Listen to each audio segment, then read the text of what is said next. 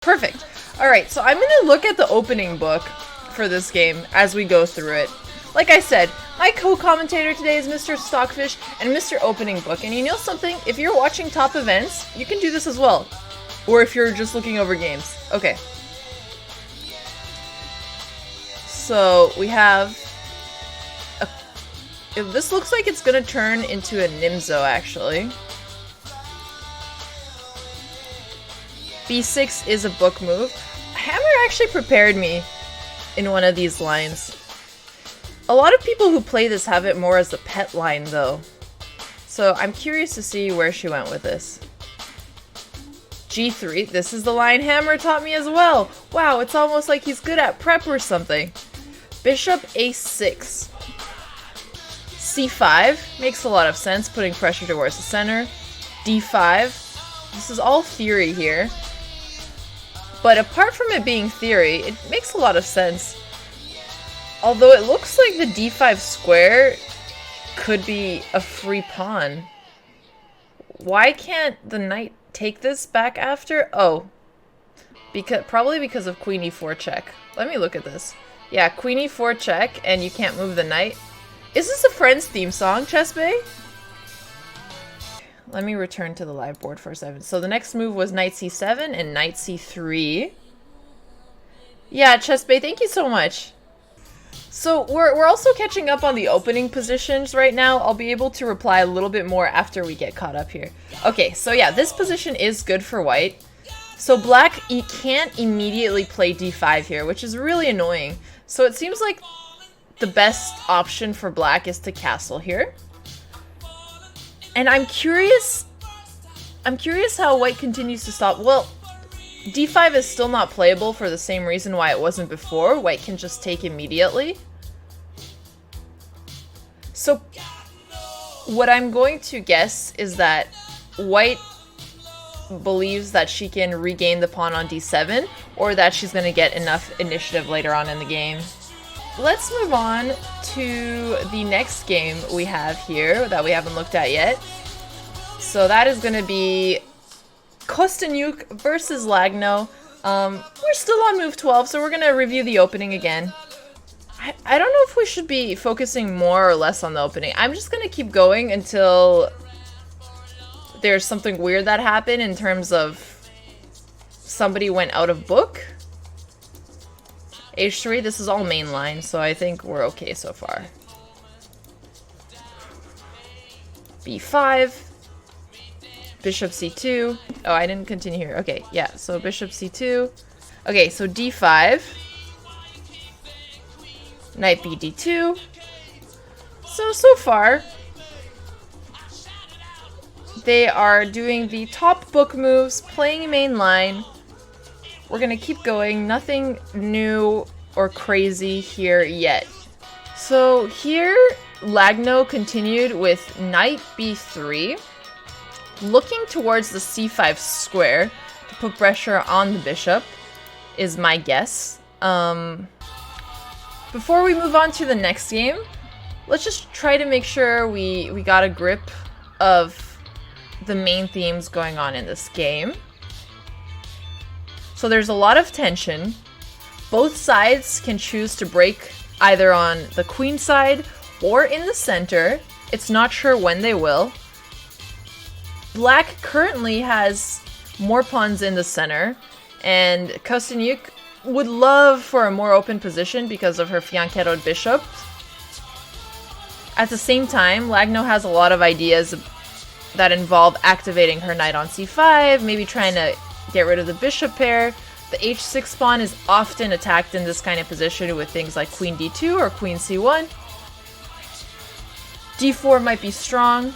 Yeah, d4 is an interesting move here. Definitely a lot to calculate. The one thing that makes me shy away from d4 here as white is I think the position would be better for black if it was more open. Yay, it's a d4 game. I love d4 systems, if you haven't learned already. d5, c4, c6. Okay, so we have a Slav here. The Slav is really solid. I'm actually considering switching to the Slav as black instead of the King's Indian, which is just too much heartache. Okay, So both sides are developing pretty normally here, bringing the knights out as soon as possible. E6. Alright. So this is mainline in the semi-Slav. Semi-Slav. E3. So Zhang Yi decided to keep her bishop on c1. Once you play e3, you already cannot play lines with bishop g5, which is another main line here, and it's a little bit more aggressive. So she's going for a more closed positional game, is what I would say about this. But again, this is still a book move, it's just a more passive line. Knight b d7, queen c2, bishop d6, bishop d3, makes sense. Castle, castles, e5. Alright.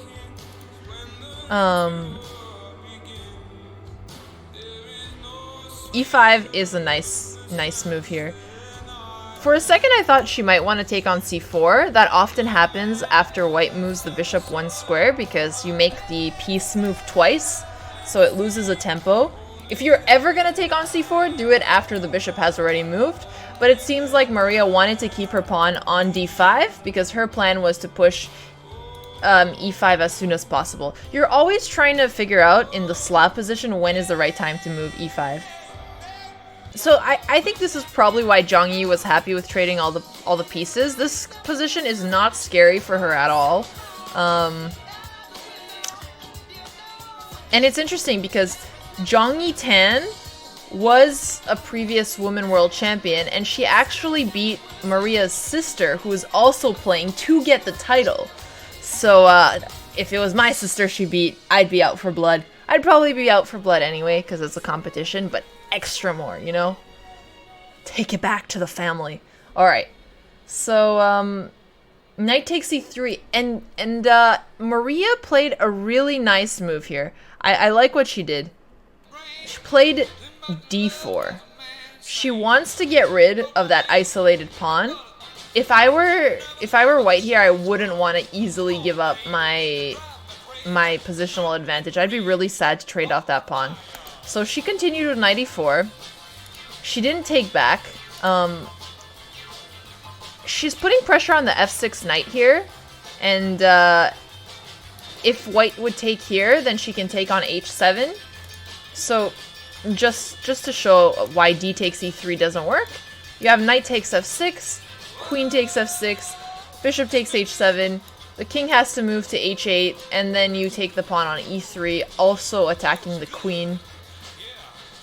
White's pawn structure isn't great. You do have that pawn on e3, which looks really weak. Your bishop is temporarily stuck on h7.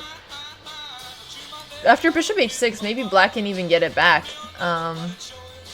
But white will have this open h-file, which is more dangerous than an open f-file. So I don't think this position is ideal.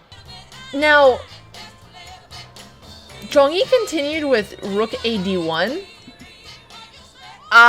She couldn't take on b5 because of d3 check. Which is not losing a queen, but after queen f2, black can take on b5 with the queen. And this position is quite good because you have rook c2 coming. And now the pawn that was supposed to be weak is actually helping because it's supporting that c2 square. If the rooks get traded off, then she can maybe even have promoting chances. Probably not because the king is too close, but I don't like this position for white. Yeah, so, I mean, if black would have taken like this with the a-pawn, I would have liked white's position a lot. Black's pawn structure looks hideous, but that didn't work. So bishop b5, she played rook a d1. So we'll see what happens here. This is the current position.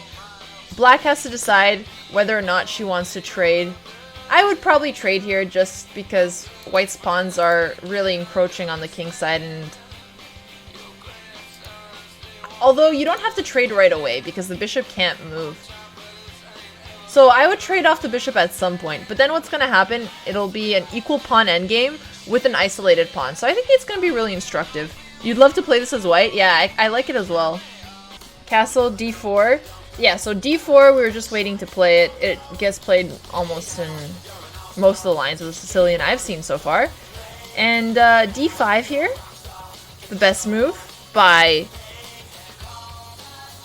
the opening book, and the computer likes it too. So here, let's see how many games have been played in this position. Only 7 games, actually. Where did we deviate? Interesting. Okay, so until now, most people have played c takes d4. So there's 58 games with c takes d4 and only 7 games with d5. And if you look at the percentages, in c takes d4, black wins 33% of the time, but with d5, only 29%. Sometimes you look at that. And then checking with our co-commentator, Mr. Fish, his favorite line is also c takes d4. So I'm sure that the difference between the two is not that big over the board, especially if you understand this kind of position. But I'm guessing that Nana did have an interesting idea prepared. So d5, uncommon move. And if white ever takes on c5, then the d5 pawn is going to be a threat. But what is interesting about rook d1 is that white has not developed her bishop and her knight yet. And normally when you're learning chess, what you're told is you want to develop your minor pieces first. What I see in higher level games occasionally is that they break the rules either because it's some move order thing or they don't want to commit their pieces to squares yet. Giving extra support to the d4 square is never bad, especially if something like bishop g4 were to be played here. Everything was traded here. Queen c7, putting more pressure on the knight here. The knight moved away, didn't want to trade off. Also, it was attacked 3 times and only defended twice by the pawn and the queen, so white was going to lose the pawn if she didn't move. She played knight d3. Interesting way to try to remaneuver the knight. Bishop f5, finally taking out the bishop pair. Bishop f4, kicking the queen away. Queen a4, saying, yeah, you're kicking my queen away, but I'm going to activate it anyways. The bishop has no squares to go and is forced to trade off the bishop pair regardless. And this is the current position we're at right now. I like white's position better, even though black has the bishop pair, because it's a close position. The pawn on e7 looks disgusting. But it is kind of annoying to protect the c3 square here, so... You're rooting for Kostanuk? Awesome. I'm glad you have somebody you're rooting for. But I personally find these positions really tiresome to calculate because you have so many options. So we'll see what Lagno decides to do here. If you want to try to figure out what you would do in this position, you know, screen capture it, try to figure it out. But in the meantime, I would like to catch up with some of the other games because, whoa, the Maria game is actually heating up very quickly. What is happening here? So last time we looked, this was the current position, and we were talking about how white would have great chances of attacking the king and the pawn on d4 later on. Nesodam, thank you so much for the 8 months. Yeah, I appreciate it. Rook c5, okay. f5. Tan Zhongyi has no fear here. The f4 pawn was doing a great job protecting the e5 pawn, but she is just going for the attack. Bishop takes c3. Maria's ready to trade off, and here Zhongyi has to take with the rook because the queen is protecting the pawn on e5, and if she takes with the queen, she's gonna lose the pawn. So rook takes d3 is the only option here, to which black continued queen b5. I really like this move, pinning the rook on the queen, and putting pressure on e5. It's nice when your move has more than one threat. It makes it harder to defend against. I would still be scared to be black in this position just because white's pawns are so far advanced and so close to my king. She played f6, trying to open up the king side. Do not take on f6. In positions like this, your pawns are blockading. You do not want to open the position. What can black do to get rid of this threat? Is there any way to block it? Nope, you can't block it with your knights because you're gonna lose your knight. Alright, is there any way to protect the bishop?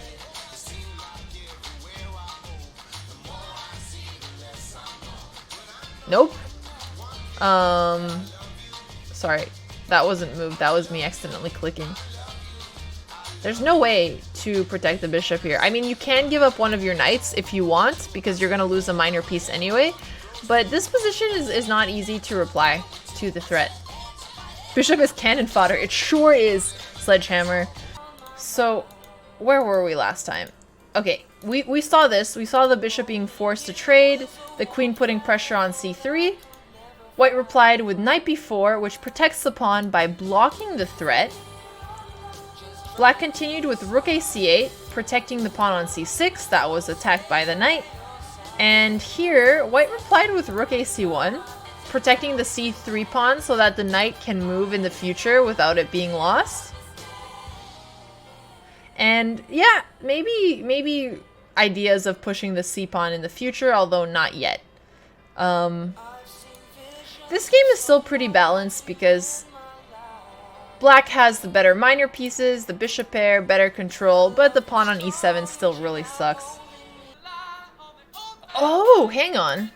Maybe there's stuff here as well. Maybe white can play knight h2 and then knight g4 to attack the pawns.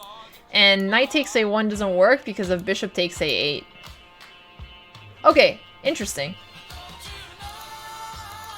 Okay, I really like white's position here. Not really, but I like white's position here. I know since it's a Grandmaster game, they're going to play super accurately and it'll be hard to squeeze a win. But much better to play white here.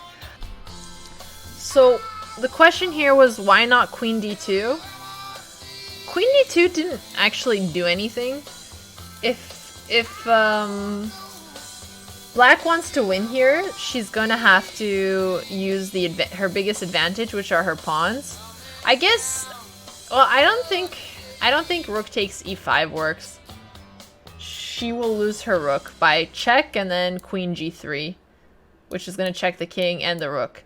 Usually in positions like this, where it's two rooks versus a queen, your rooks always have to be together, otherwise there's just too many options for black to check your king and one of your rooks, and then you're just going to lose material instantly. I guess if I was Nana, I would want to be accurate too.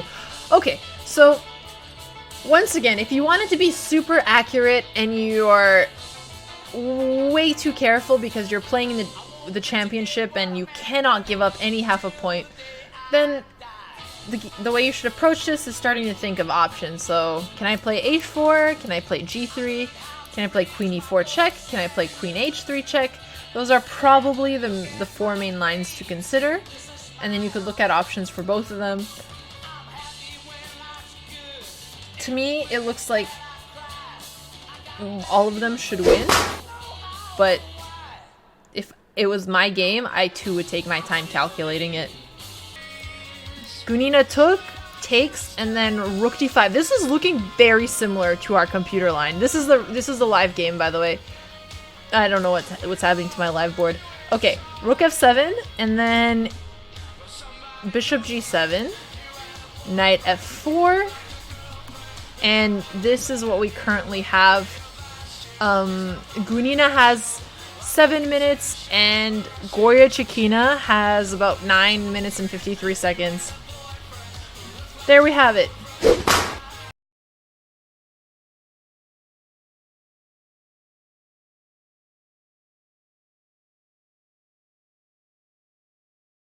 Brother, it's caught in the crossfire. It's caught in the crossfire.